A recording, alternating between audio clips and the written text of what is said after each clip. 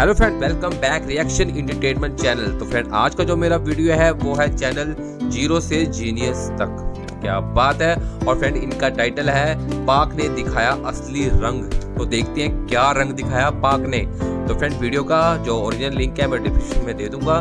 पाकिस्तान जैसे देश से हमें उम्मीद थी कि वे एक बड़े समिट का इस्तेमाल भारत को निशाना बनाने के लिए करेंगे, मगर इस तरीके से टारगेट करेंगे यह किसी ने सोचा भी नहीं था। वर्तमान में पाकिस्तान शंघाई सहयोग संगठन एससीओ का समिट आयोजित कर रहा है, जिसमें कई एससीओ देशों के प्रतिनिधि भारत सहित शामिल होंगे।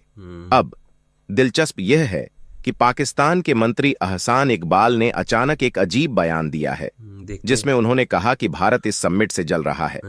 साथ ही वे आरोप लगाया है कि भारत पाकिस्तान तहरीक ए इंसाफ के साथ मिलकर इस समिट को विफल करने की कोशिश कर रहा है। नहीं, गलत है। ऐसे में कहा जाए तो भारत भी एक सक्रिय भागीदार है इस एससीओ समिट का, और यह संगठन का एक महत्वपूर्ण सदस्य भी है। बिल्कुल सही है। फिर भी होस्टिंग देश के रूप में पाकिस्तान भारत पर इतनी नीच गिरा हुआ आरोप लगा रहा है। इस बात को लेकर इस वीडियो में आसान शब्दों में आपको सारी बात बताने वाले हैं, लेकिन आगे बढ़ने से पहले इस वीडियो को एक लाइक करके चैनल को सब्सक्राइब जरूर कर लीजिए, क्योंकि यह आपके लिए 2 सेकंड का काम है, लेकिन इससे हमारी काफी बड़ी मदद होती है। यदि आप 2023 में देखें तो भारत ने इस समिट का आयोजन किया था। यह समिट शंघाई सहयोग संगठन एससीओ के सदस्यों के बीच रोटेशनल आधार पर होता है, जिसमें चीन, पाकिस्तान, कजाकिस्तान, भारत और अन्य मध्य एशियाई देश शामिल हैं। पिछले साल भारत की बारी थी और उसने इस महत्वपूर्ण एससीओ समिट को सफलतापूर्वक आयोजित किया, जिसमें व्लादिमीर पुतिन और शी जिनपिंग भी शामिल हुए थे। ध्यान देने वाली बात यह है कि पाकिस्तान इस बार अपने देश में सभी देशों को बुलाकर समिट का आयोजन कर रहा है, जबकि भारत ने 2023 में इसे अपने घर से ऑनलाइन वर्चुअल तरीके से आयोजित किया।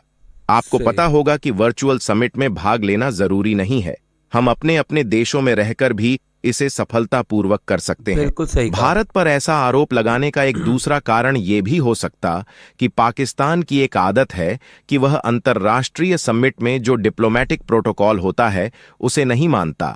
आमतौर पर अंतर्राष्ट्रीय मंचों पर आप बायलट मुद्दों को नहीं उठाते हैं, क्योंकि आपकी जिम्मेदारी होती है कि आप एक बड़े वैश्विक समुदाय का हिस्सा हैं और उस रूप में भाग लेते हैं।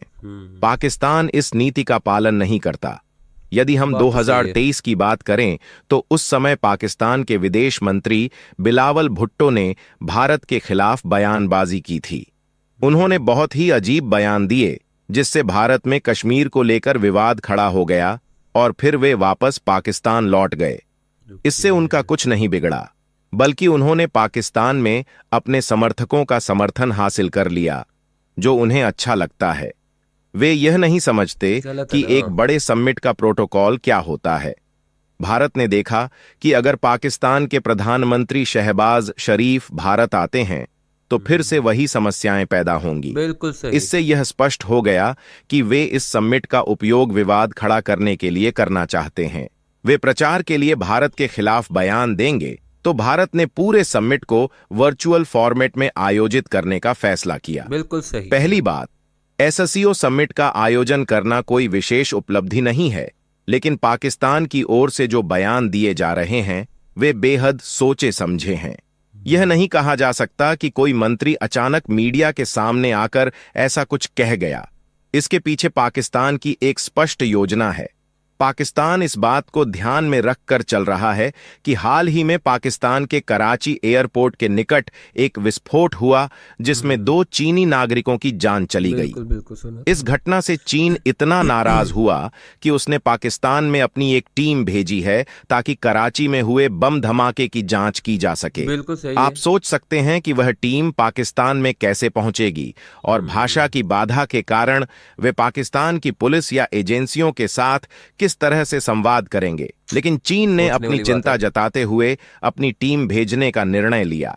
अब पाकिस्तान की कोशिश है कि जो भी आतंकवादी हमले हुए हैं पाकिस्तान में, पाकिस्तान तहरीक ए इंसाफ पीटीआई बड़े पैमाने पर विरोध प्रदर्शन करने की योजना बना रहा है, क्योंकि उनके नेता इमरान खान काफी समय से जेल में हैं और उनके जेल में रखने का कोई स्पष्ट कारण नहीं है। इस स्थिति में पाकिस्तान की सरकार सभी समस्याओं का आरोप भारत पर लगा रही है, यह कहकर कि पीटीआई की गतिविधियों के लिए विदेशी एजेंट जिम्मेदार हैं। ऐसे बयानों के बाद अब देखना यह होगा कि पाकिस्तान क्या कदम उठाता है, खासकर बलूचिस्तान के एक्टिविस्टों के संदर्भ में। बलूचिस्तान में आज के समय में जो विरोध हो रहा है उसमें महरंग बलूच की आवाज प्रमुख है। ये लोग लंबे समय से पाकिस्तान में आतंकवाद के मामलों में गिरफ्तार हैं, इसलिए आप समझ सकते हैं कि उनकी स्थिति क्या होगी। बिल्कुल पाकिस्तान की सेना उनके समर्थकों के खिलाफ किस प्रकार की कार्रवाई करेगी, यह देखने लायक होगा। बिल्कुल सही। दूसरी तरफ पाकिस्तान तहरीक ए इंसाफ पीटीआई के खिलाफ भी कड़ी कार्रवाई की जाएगी, क्योंकि इमरान खान की पार्टी के खिलाफ भी सरकार सख्त कदम उठाने की तैयारी कर रही है। सरकार ने इस कार्रवाई के लिए अपने कारण भी पेश कर दिए हैं। पाकिस्तान की सरकार यह आरोप लगा रही है कि विदेशों से मिलकर उनकी स्थिति को अस्थिर करने की कोशिश की जा रही है, लेकिन मैं आपको बताना चाहता हूं कि पाकिस्तान की सरकार एक बड़ा जोखिम उठा रही है। एक साथ कई विरोधियों को, चाहे वो मरंग बलूच हों या इमरान खान, कुचलने की कोशिश करना बहुत ही खतरनाक हो सकता है। यदि उनके समर्थक वास्तव में एकजुट होकर सरकार के खिलाफ बड़े पैमाने पर प्रदर्शन करते हैं तो स्थिति और भी गंभीर हो सकती है। सही है, यह कोई छोटी बात नहीं है। बांग्लादेश में जो हुआ उससे कहीं बड़ा आंदोलन पाकिस्तान में अगले कुछ महीनों में हो सकता है।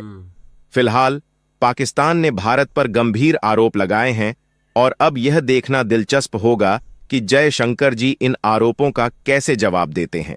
यह सच्चाई है कि हमारे विदेश मंत्री ऐसे हरकतों का जवाब देने में माहिर हैं। बिल्कुल सही। उन्हें इन हरकतों का सही और प्रभावशाली तरीके से जवाब देना बखूबी आता है।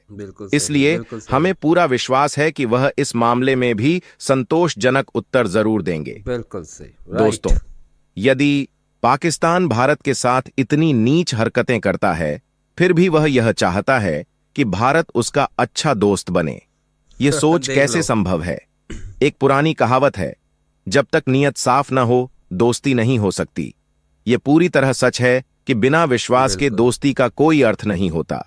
एक सच्चे दोस्त की पहचान उसकी ईमानदारी और सच्चाई में होती है। बिल्कुल सही। दोस्ती का आधार आपसी सम्मान और समझ होता है, लेकिन जब एक पक्ष लगातार नकारात्मकता और धोखे का सहारा लेता है तो दूसरा पक्ष उसे दोस्ती की ओर कैसे बढ़ने देगा? सही कहा। ऐसे में क्या हम एक धोखेबाज से सच्चे मित्रता की उम्मीद कर सकते हैं? बिल्कुल नहीं। यह सवाल हर उस व्यक्ति के मन में उठता है जो सच्चे रिश्तों की अहमियत को समझता है। बात की। दोस्तों, पाकिस्तान की इस तरह की सोच पर आपका क्या मत है? कृपया कमेंट करके अपनी राय जरूर बताएं। साथ ही इस वीडियो को लाइक करें, चैनल को सब्सक्राइब करें और बेल आइकॉन को ऑन करना न भूलें। वीडियो को शेयर भी करें। जय महाकाल, जय हिंद, जय भारत।